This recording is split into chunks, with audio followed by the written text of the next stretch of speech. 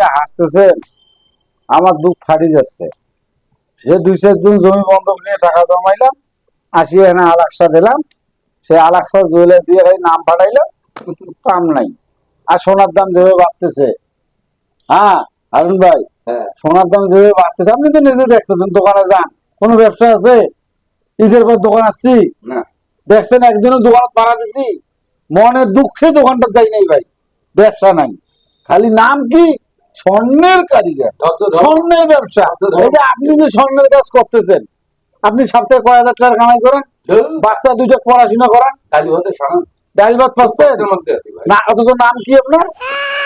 স্বর্ণের কারিগর, শিল্পী। আপনি শিল্পী, ভাত পাচ্ছেন না, এই শিল্পীর প্রয়োজন নাই। আপনি দেখবেন কত স্বর্ণকারের আছে, অটো চালাচ্ছে, পানের দোকান দিচ্ছে, মাছের আড়তে আছে, বাসের হেল্পার আছে। তাহলে আমরা কিসের জন্য এই ব্যবসায় আসলাম? জীবনে কি পেলেন?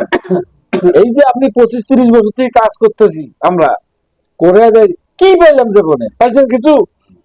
বাড়ির বউরা কয়, এই যে একটা ঈদ গেল, মাথা খারাপ, কয় স্বর্ণকারের সাথে বিয়ে হওয়ার পর থেকে মার্কেট যাইতে পারলাম না, কারণ ঈদের মতো ব্যবসা হয় না। কবে ওরা না পেলে কবে না, কবে না? আপনি যে কাজ করে দুটো বাচ্চা কষ্ট করে পড়াচ্ছেন, আপনি গরু গোস্ত খাওয়াইতে পারতেছেন? বাচ্চা ফলমূল ফলমূল পাচ্ছেন না, কোন দিন আপনার ফতেয়া ওদিনে না গরু গোস্ত খাওয়ার পরে বানিয়ে